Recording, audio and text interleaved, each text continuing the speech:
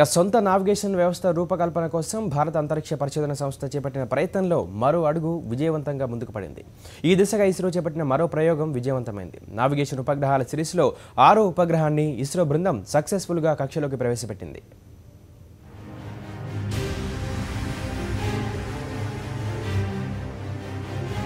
PSLV ఉపగ్రహ వాహక నౌక ద్వారా IRNSS-1F ఉపగ్రహాన్ని కక్షలోకి విజయవంతంగా ప్రవేశపెట్టి ఇస్రో 33వసారి విజయ బావుటా ఎగురవేసింది.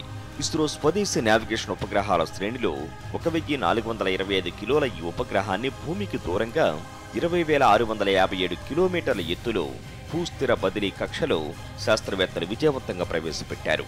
ఈ ప్రయోగానికి సతీష్ ధావన్ స్పేస్ సెంటర్ షార్ వేదిక అయింది. ఇస్రో చైర్మన్ ఎస్ కిరణ్ కుమార్ శాస్త్రవేత్తల బృందాన్ని అభినందించారు.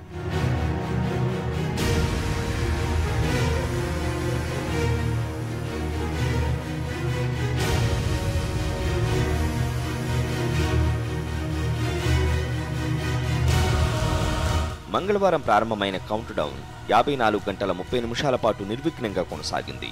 కౌంట్ డౌన్ ముగిశాక 10 to 1 అంకెలు చెబుతూ 0 అనగానే గురువారం సాయంత్రం 4 గంటల 1 నిమిషానికి రాకెట్ మంటలు చిమ్ముతూ నింగికి దూసుకువెళ్లింది.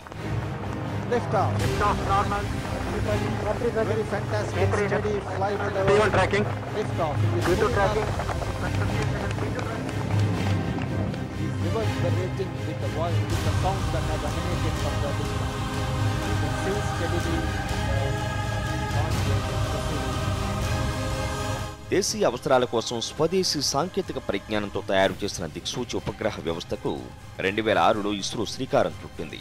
2013 జులైలో తొలి ఉపగ్రహం IRNSS-1A PSLV C-22 రాకెట్ ద్వారా నింగులోకి పంపారు. 2014 ఏప్రిల్లో IRNSS-1B, అక్టోబర్లో IRNSS-1C, 2015లో IRNSS-1D, 2016 జనవరిలో IRNSS-1E, గురువారం IRNSS-1Fతో పాటు ఇప్పటికి 6 ఉపగ్రహ ప్రయోగాలను పూర్తి చేశారు.